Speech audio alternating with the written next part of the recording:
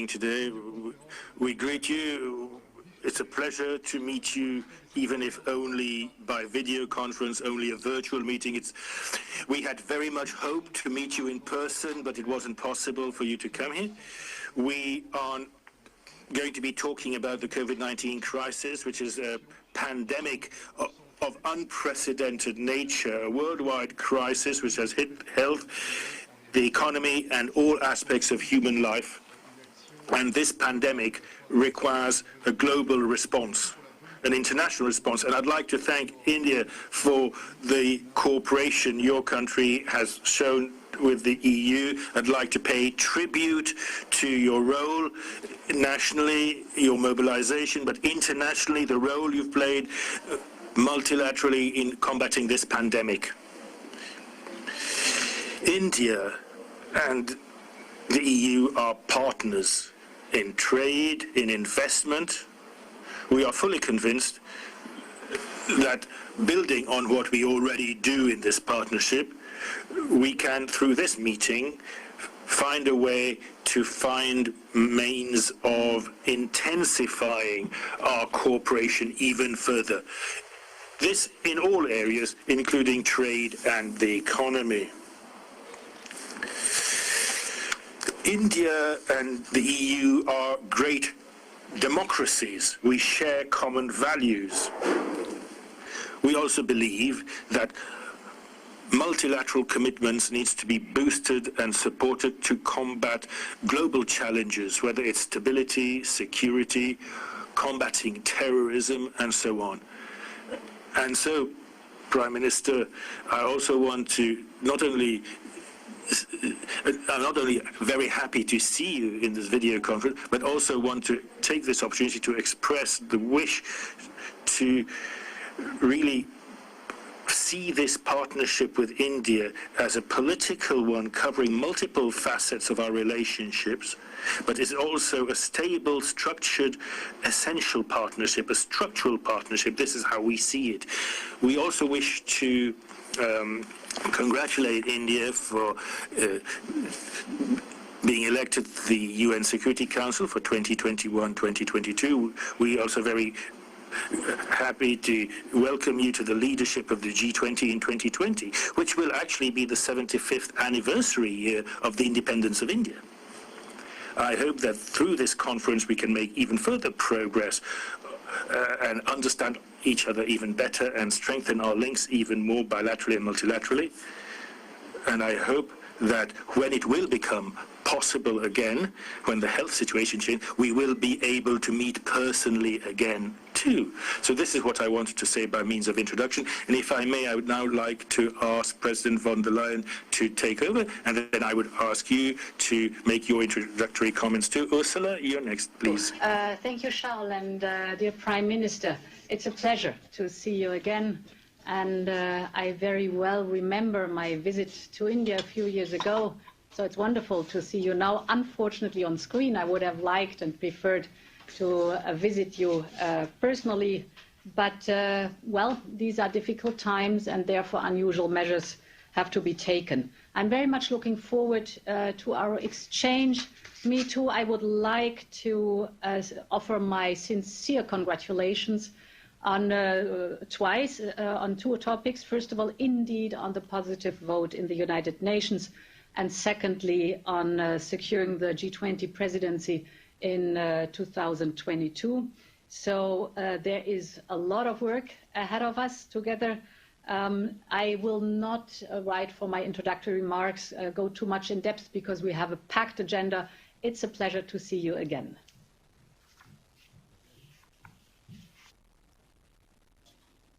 Excellency नमस्कार। कोविड-19 के कारण हमें मार्च में इंडिया ईयू समिट स्थगित करनी पड़ी थी। अच्छी बात है कि आज हम वर्चुअल माध्यम से मिल पा रहे हैं। सबसे पहले मैं यूरोपीय कोरोना वायरस के कारण हुई क्षति के लिए संवेदना प्रकट करता हूं। आपके शुरुआती रिमार्क्स के लिए मैं आप दोनों महाशयों का बहुत बहुत धन्यवाद करता हूं। आपकी तरह मैं भी भारत और ईयू के संबंधों को और विस्तृत और गहरा बनाने के लिए प्रतिबद्ध हूं। इसके लिए हमें एक दीर्घकालीन स्ट्रेटेजिक पर्सपेक्टिव अपनाना चाहिए। इसके साथ साथ एक एक्शन ओरिएंटेड एजेंडा बनाना चाहिए जिसे निर्धारित समय में कार्यान्वित किया जा सके। भारत और ईयू नेचुरल पार्टनर है। हमारी पार्टनरशिप विश्व में शांति और स्थिरता के लिए भी उपयोगी है। यह वास्तविकता आज की वैश्विक स्थिति में और भी स्पष्ट हो गई है। हम दोनों ही democracy, pluralism, inclusivity, respect for international institutions, multilateralism, freedom, transparency जैसी यूनिवर्सल वैल्यूज शेयर करते हैं। कोविड-19 के बाद आर्थिक क्षेत्र में वैश्विक स्तर पर नई समस्याएं उत्पन्न हो गई। इसके लिए डेमोक्रेटिक राष्ट्रों के बीच अधिक सहयोग की आवश्यकता हम सब महसूस करते हैं। आज हमारे नागरिकों की सेहत और समृद्धि दोनों ही चुनौतियों का सामना कर रहे हैं। रूल्स बेस्ड इंटरनेशनल ऑर्डर पर विभिन्न प्रकार के दबाव है। ऐसे में भारत ईयू पार्टनरशिप आर्थिक पुनर्निर्माण में और एक मानव केंद्रित और मानवता केंद्रित ग्लोबलाइजेशन के निर्माण में महत्वपूर्ण भूमिका निभा सकती है। तत्कालीन चुनौतियों के अलावा क्लाइमेट चेंज जैसे लॉन्ग टर्म चैलेंजेस भी हम दोनों के लिए ही प्राथमिकता है।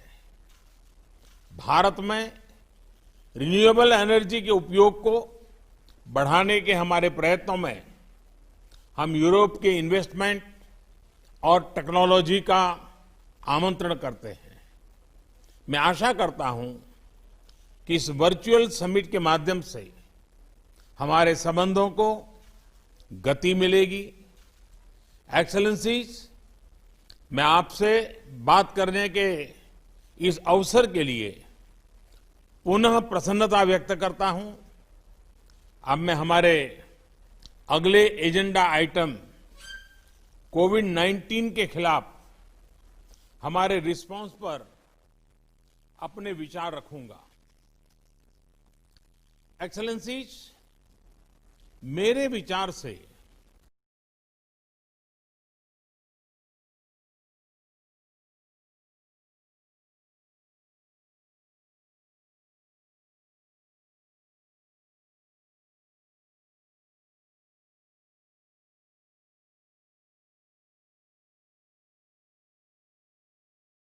मानव केंद्रित ग्लोबलाइजेशन की आवश्यकता है।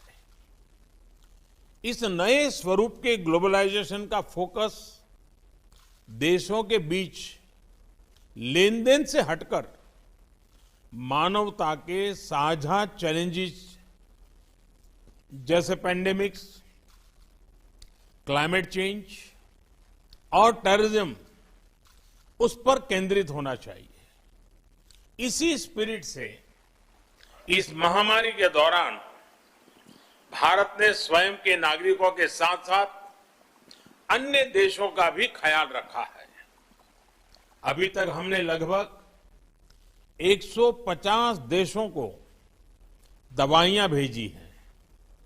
अपने क्षेत्र में एक साझा रिस्पांस बनाने का भी इनिशिएटिव लिया है। ईयू और उसके सदस्य देशों ने accelerating the access to COVID tools की जो पहल ली है उसका हम स्वागत करते हैं। भारत के रिसर्चर्स और फार्मा कंपनियां इस ग्लोबल प्रयास में अपना योगदान देने को तैयार हैं। एक्सेलेंसीज,